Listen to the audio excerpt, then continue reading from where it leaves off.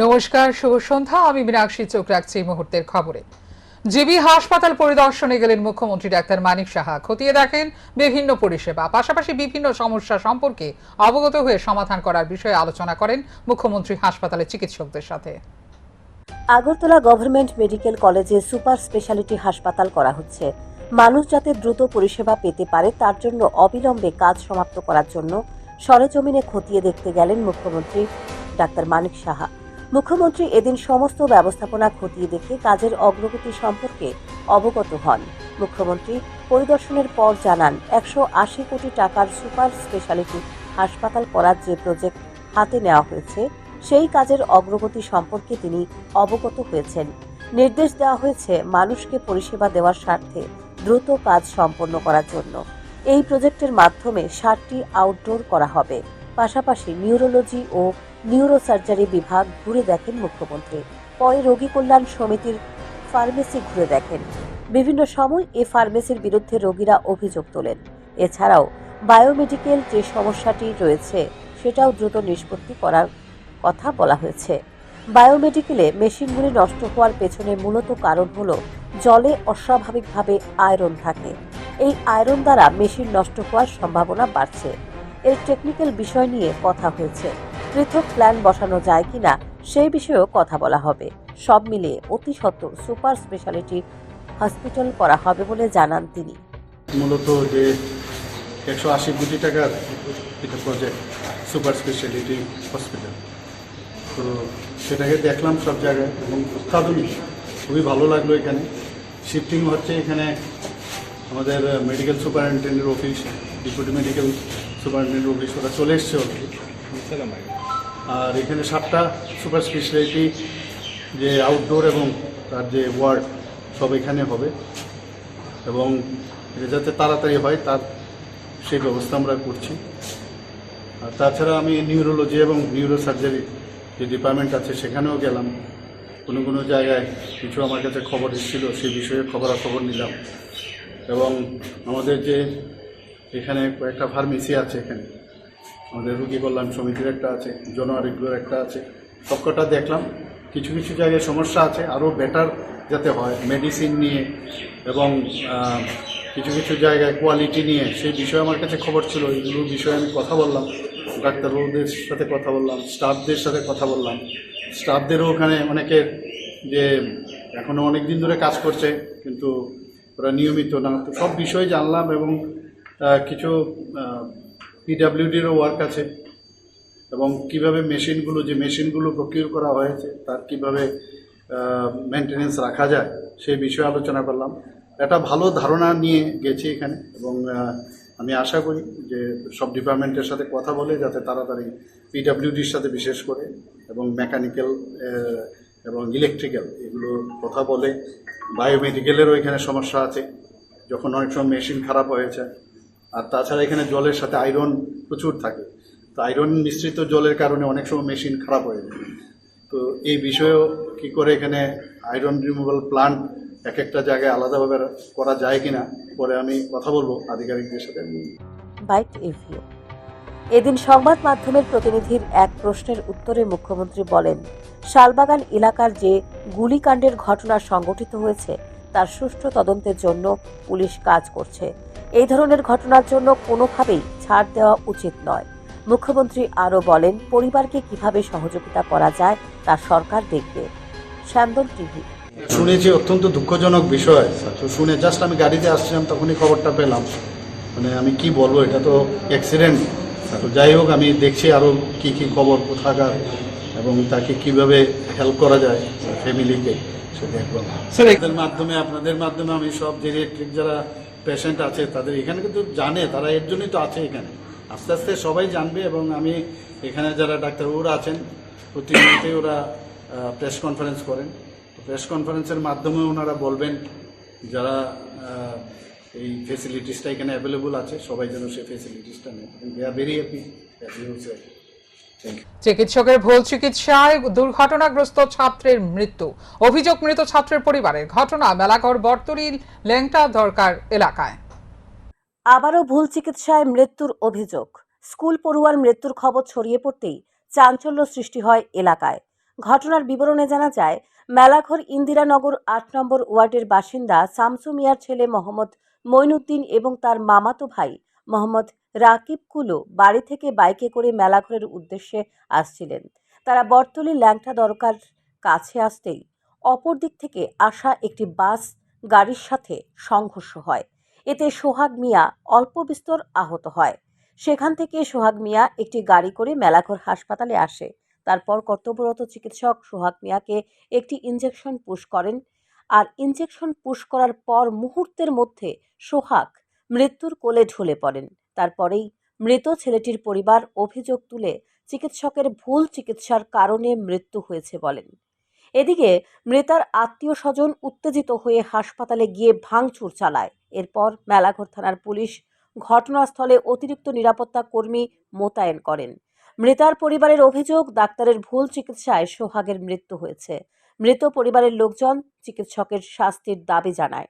মাধ্যমিক পরীক্ষা দিছে, যে কুলুবাড়ি তার আত্মীয় বাড়ির থেকে বাইক নিয়ে আসার পথে মেলাঘর ইন্দিরানগর কলোনি এবং ল্যাংটা দরকার মাঝখানে একটা বাসের থেকে বাঁচার জন্য একটা বাসের সাথে তার মানে একটা সংঘর্ষ হয়ে গেছে। এমন অবস্থাতেই মানে সাইড কেটে গেছে।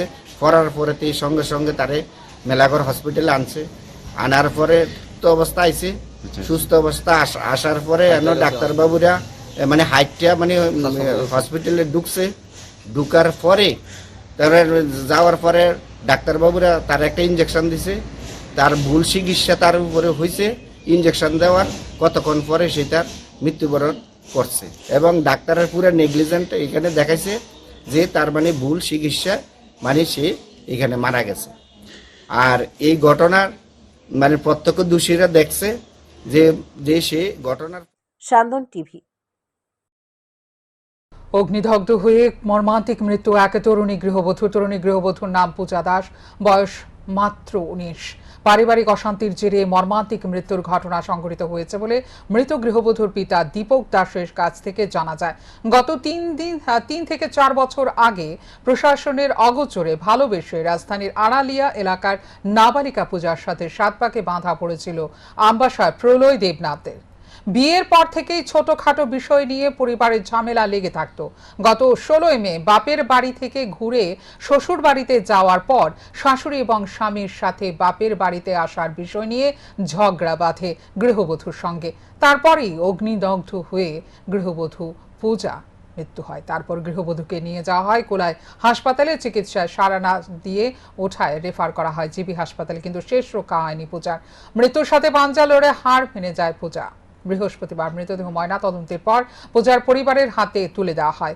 সংবাদ মাধ্যমের মুখোমুখি হয়ে মেয়েহারা পিতা দীপক দাস, অভিযুক্ত স্বামী প্রলয় দেবনাথ এবং অভিযুক্ত শাশুড়ি প্রভাতী দেবনাথের কঠোর শাস্তির দাবি করেন। এদিকে মৃত গৃহবধূর শাশুড়ি প্রভাতী দেবনাথের দাবি, গৃহবধূ অগ্নিদগ্ধ হওয়ার সময় তিনি বাজারে ছিলেন এবং তার ছেলেও কাজের জন্য বাড়িতে ছিলেন না। 16 তারিখ রাত্রে 8:30টার সময় আমাদের খবরটা আইছে। পরে দিয়ে আপনার মেয়ের সঙ্গে কথা হয়েছে নি কি কারণে আগুন দিছে বা এইখানে কইছে শাশুড়ি তারা বাইক দিয়েছে, ওদের টকজোগ হয়েছে, কি তার লিয়ে কাটছে, কথা কাটছে হয়েছে, ঘর থেকে সুলো দূরে আসছে। শাশুড়ির সঙ্গে হয়েছে না জামাইয়ের সঙ্গে? শাশুড়ি হয়েছে, জামাইয়ের সঙ্গে। কি নিয়ে ঝগড়াটা হয়েছে? কি নিয়ে তাই জামাই না আইছে, আমার বাড়িতে আইছে। এর আগে কিছুদিন আগে আমি তারা বাড়িতে একটা জামাল হয়েছে, আমার ডাহাই নিছে ওদা এই জামাই লাগে আমার একটু মানে তারা কথাবার্তা হয়েছে ওদা। আমি মানে আমি রাগারাগি তারা বাড়িতে আমিও গেছি না, আর যাইতাম না এমন ইয়ে করছে। তারা বিয়ের সাথে গেছে, আমার নিমন্ত্রণ করছে, আমি গেছি না। তো এরপর তাই এরপর আমার বাড়িতে তারা বলে না করছে আমার বাড়িতে আমার কথা আমার এখানে যাবি বাবার বাড়ি যেতে না এমন না করছে।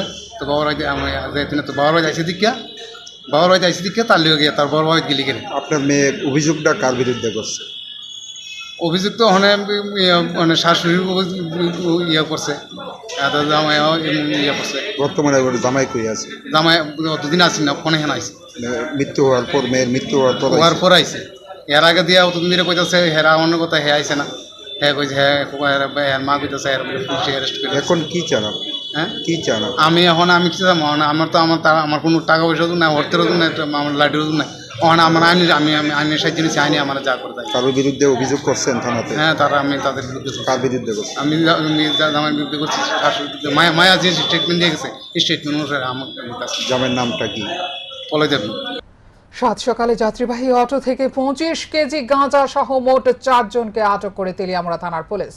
তেলিয়ামুড়া থানার ওসি রাজীব দেবরাজ জানান, বৃহস্পতিবার সকালে আগরতলা থেকে তেলিয়ামুড়াগামী TR01E3229 নম্বরের একটি যাত্রীবাহী অটোকে হাওয়াই বাড়ির নাকা পয়েন্টে আটক করে তল্লাশি চালায় পুলিশ। তল্লাশি অভিযানে উদ্ধার হয় 25 কেজি শুকনো গাঁজা। সাথে সাথে আটক করা হয় গাঁজা পাচারের সাথে যুক্ত 3 মহিলা সহ অটো চালককে। উদ্ধারকৃত গাঁজার আনুমানিক বাজার মূল্য 3 থেকে 4 লক্ষ টাকা। পুলিশ ধৃতদের প্রাথমিক জিজ্ঞাসাবাদ চালিয়ে জানতে পারে ধৃত 3 মহিলার মধ্যে একজন মনু, একজন আগরতলা ও একজন ডুম্বুরের বাসিন্দা।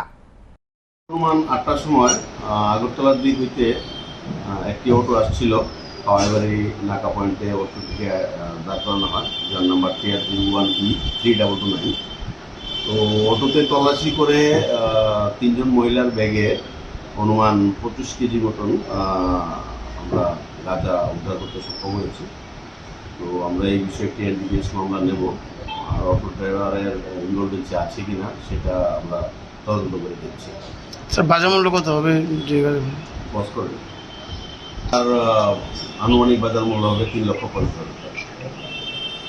করতে এটা আগরতলার দিক থেকে তেলেমোড়ার দিকে আসছিল, হাওয়াইবাড়ি নাগাতে বিক্রি করা হয়। আগরতলা কোচ থেকে আগরতলা ছয়েরপুর থেকে ওই প্যাসেঞ্জারগুলো উঠেছিল। তারা কই যেতেছে? তারা তেলিয়ামোড়াতে অটো করে তেলিয়ামোড়াতেই তারা আসছিল। তেলিয়ামোড়া থেকে তাদের গন্তব্যস্থল অন্যভাবে যাওয়ার চেষ্টা করছে। মহিলাটির বাড়ি কোন জায়গায় জানতে পারছেন? এখানে মনুর বাসিন্দাও রয়েছে, ডম্বুরের বাসিন্দাও রয়েছে, আগরতলাতে ভাড়া দিয়ে থাকে এরকম বাসিন্দাও রয়েছে। ত্রিপুরা কোঅপারেটিভ ব্যাংকের 156টি শূন্য পদে নিয়োগ প্রক্রিয়া শুরু হওয়ার পর থেকে রাজনৈতিক রং জড়িয়ে পড়েছে। নানা সময় নানা অভিযোগ, ব্যাংকের সামনে বিক্ষোভে শামিল হচ্ছে বিরোধী ছাত্র যুব সংগঠন। বৃহস্পতিবার ত্রিপুরা কোঅপারেটিভ ব্যাংকের সামনে বিক্ষোভ দেখায় বাম ছাত্র ও যুব সংগঠন SFI এবং DYFI। তারা বৃহস্পতিবার ব্যাংকের সামনে দাঁড়িয়ে অভিযোগ তুলে ব্যাংক কর্তৃপক্ষ বদ উদ্দেশ্য নিয়ে পরীক্ষা কেন্দ্র রাজ্যের বাইরে করেছে। আর এই পরীক্ষা দিতে গিয়ে আসামে বাস দুর্ঘটনায় পরীক্ষার্থীর মৃত্যু হয়েছে। এর জন্য তারা দায়ী করলেন ব্যাংক কর্তৃপক্ষকে। ব্যাংক কর্তৃপক্ষের অমানবিক সিদ্ধান্তের কারণেই দুর্ঘটনায় মৃত্যু হয়েছে পরীক্ষার্থীর।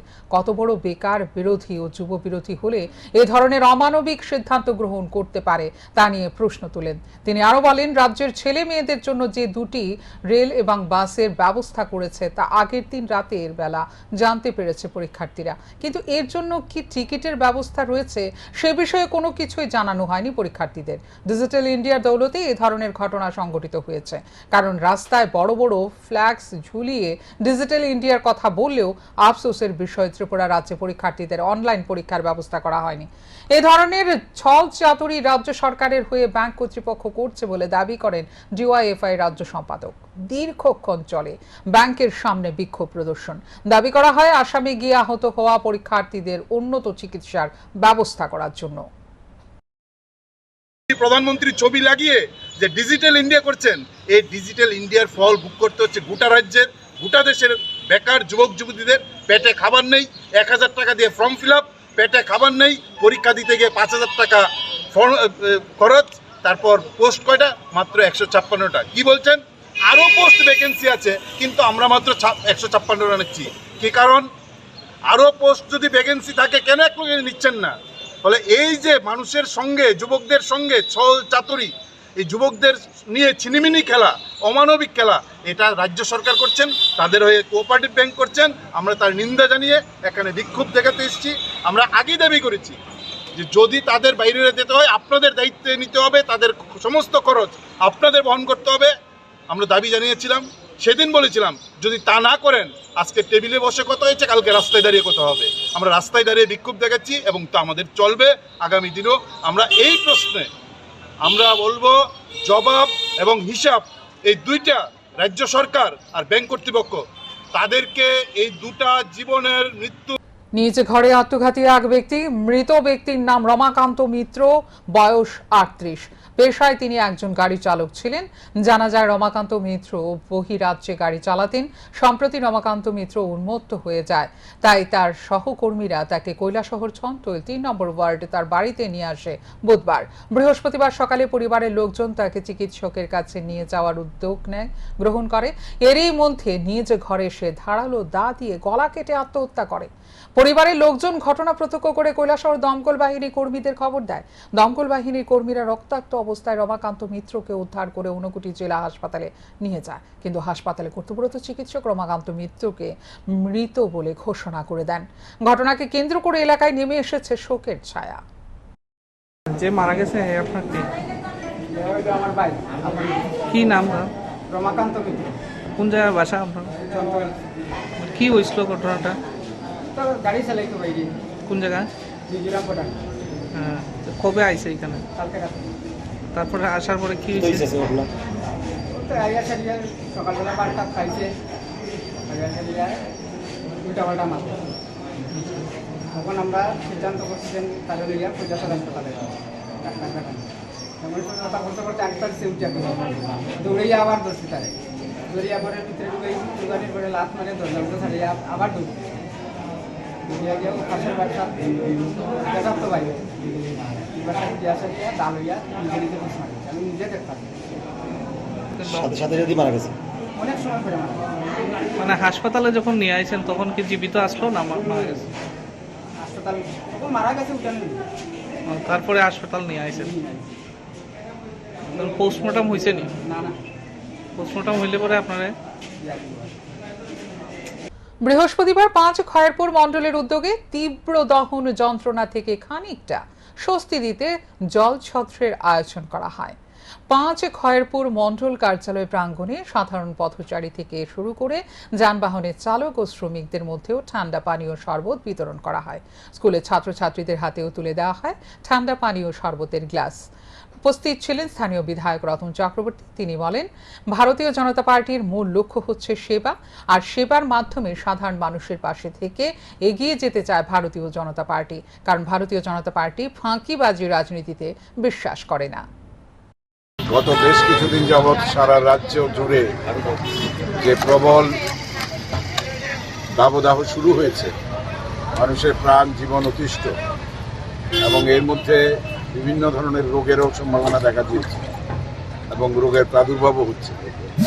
সেই কারণে আমাদের দল সারা রাজ্যব্যাপী সিদ্ধান্ত নিয়েছে বিভিন্নভাবে মানুষকে সহায়তা করার জন্য একটু ঠান্ডা পানীয় শরবত এগুলোর মাধ্যমে তাদের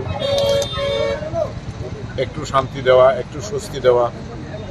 সেই কাজে আমরা আমাদের মণ্ডলের তরফ থেকেও আজকে আমরা এই আয়োজন করেছি।